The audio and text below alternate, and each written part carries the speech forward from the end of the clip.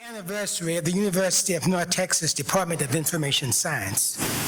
It truly is my honor to have the opportunity to celebrate the life of my very dear friend and colleague, Dr. Donald B. Cleveland. Don was a true intellect with knowledge on wide-ranging topics, a walking encyclopedia. In many ways, he was a Renaissance man ahead of his times, an unlikely charmer, and a keen sense of humor. He never, ever forgot his West Texas roots. He enjoyed immensely and loved to pull my leg because I was so gullible. I would often take off my shoes and work in the office and run up and down the hall barefooted. And Don would get back at me by hiding one of my shoes. And then he would go home, and I would be running around in a panic, but he was truly a friend because he told Paula King where my shoes were. And she would always get them out for me, and I would be able to go home. He was an avid cartoonist. He drew the graphics for the department's marketing campaign for many, many years. When Don was hired in 1977, he was the first professor in information science, and he was uniquely qualified because he had education and professional experience in both library science and computer science. He had masters in both of those areas. His research focused on information retrieval, indexing, bibliometrics, and medical informatics. As a result of his joining the faculty, a true curriculum in information science was developed and implemented. His professional consulting activities and connections truly provided students working in many, many jobs vis-a-vis network opportunities provided by Dr. Don, as the doctoral students love to refer to him. Don was passionate about research. And believe it or not, he was the first professor in the department to earn a National Science Foundation grant. He was greatly respected by his colleagues, and they found him to be a person of integrity and commitment. Don truly was a change agent, often ahead of all of us in his vision of information. His computer science education led the path for many of the technology innovations that he brought to us as a faculty and a school. In his quiet way, and he did have a quiet way, he was futuristic and fought for what he thought was important for both the department and the university. He was instrumental in bringing technology in the form of computers to the department.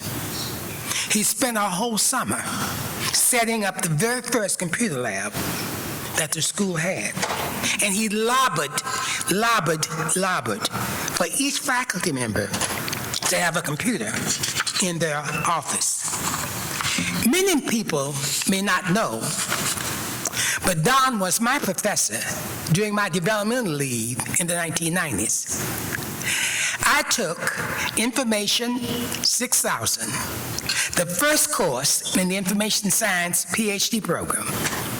Considering myself an expert in pedagogy, I found out that Don was much better. I can attest that the course was expertly designed. The readings were a combination of the theoretical basis of information science and cutting-edge applications.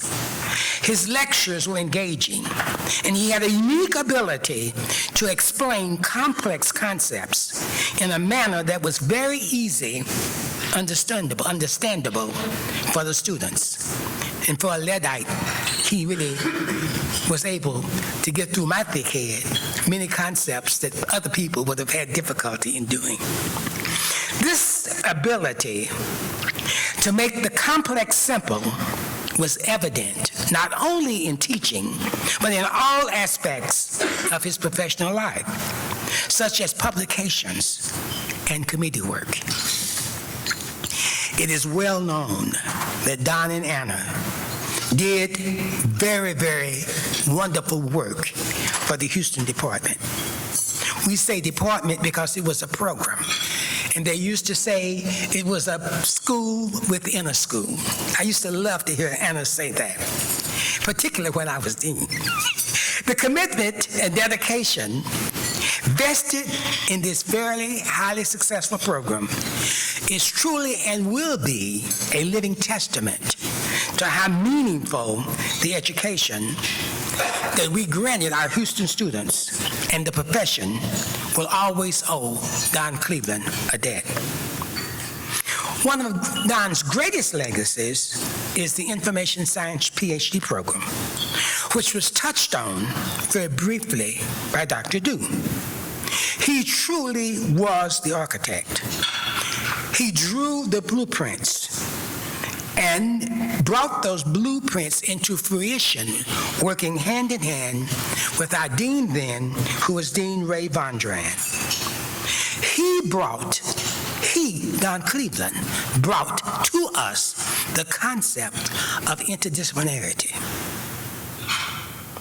That program is a living example of the cooperation of a minimum of 5 other degree-granting programs, which makes it truly interdisciplinary in all of its thinking and looking. Under his leadership, the PhD program was recognized as an exemplary program nationally and internationally, particularly in the field of information science.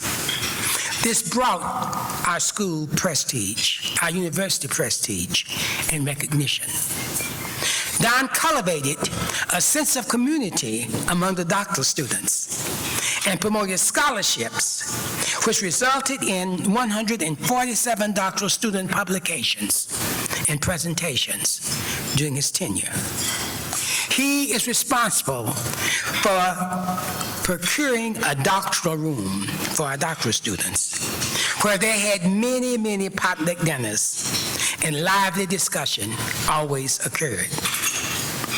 Graduates of the doctoral program have shared their thoughts of Don, which really and truly reflects his impact on their lives and on the program. Dr. Thomas Bell, and I am reading a quote, "I will never forget his mentoring and support. Thank you, Dr. Don, for believing in me." Dr. Stephen McCall, "It was not often one finds a scholar humorist in higher education. I consider myself very fortunate to have had Don in my life, helping me with my academic and personal growth." Dr. Gail Hannigan, "Don helped me change my perspective on my dissertation topic by offering succinct and wise advice. And I have quoted him often when talking with others caught in that potentially paralyzing transition from the idealistic to realistic approach when they're trying to select a dissertation topic." Dr. Jody Philbrook, "There are no words to express how much Dr. Don Cleveland touched my life personally and professionally. I wouldn't be the faculty member I am today without his guidance. I wouldn't forget the professional wisdom and advice he shared with me. He served as an excellent role model for professional collaboration in projects as well as publications. And lastly, our own Dr. Oyarsi.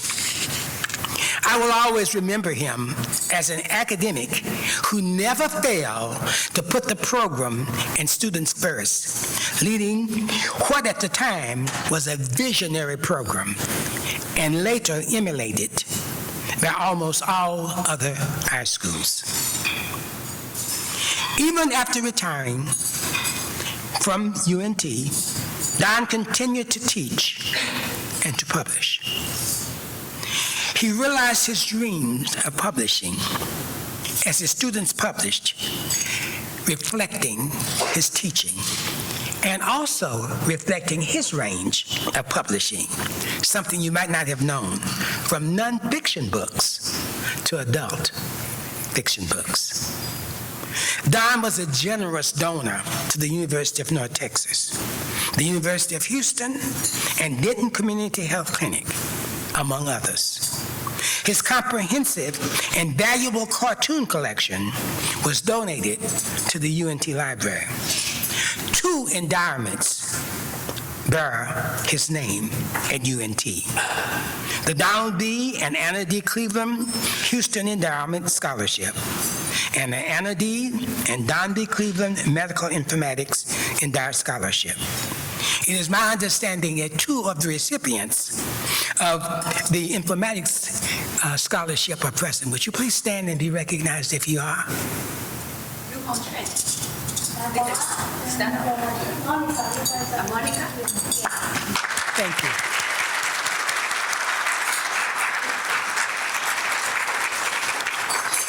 On a personal note, Don and I shared food a lot together. We often would discuss the differences that exist between West Texas country cooking and soul food. We really enjoyed ourselves on many, many occasions. As I conclude this celebration of Don's life, I cannot overlook how he courageously handled his long-term relationship with cancer. I will never forget the day that he received the diagnosis. And believe it or not, check me out statistically. The Shah of Iran was diagnosed with the same cancer on the same day that Don was diagnosed. The Shah of Iran died in 6 months with the same cancer. But Don, for 30 years, showed us how to deal with cancer. He truly was exemplary in the way that he handled cancer. For the last 52 years of his life, he had a wife, he had a friend, and he had a colleague, Dr. Anna D. Cleveland, by his side constantly. If you were as close to them as I was, you only had to see how they looked at each other to understand the love, the affection, and the mutual respect that they shared. We need just a little lightning here. One of the things that always used to just tickle me so I like to laugh, most of you know that, is we would be working very hard in the conference room, and it would be the 3 of us. And Don always carried a lot of change in his pocket. And he would say, Herman, do you mind going down to the Coke machine and getting you a drink and Anna a drink and me a drink? And of course, I would just hop up so fast and say, I'm delighted to do that. And then I would say, what do you want? Don would say, I want an Orange Crush. And Anna, what do you want? Oh, I don't want anything. I'm not thirsty at all, she would say. And I'd get myself a Coke. I would come back in the room and put the drinks on the table, and before Don could open his drink, Anna would open it and drink at least 3 sips out of it. And that used to amuse me to no end. And Don, being Don, didn't even acknowledge it or pay any attention to it. What a love they had for each other.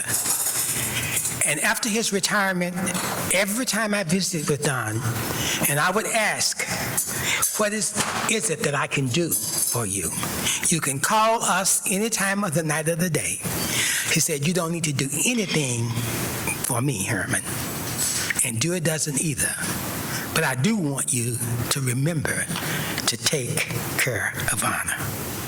Thank you, Don, for the incredible contribution you made to UNT and to the field of information science. Your legacy lives on in the many colleagues and graduates whose lives you touch.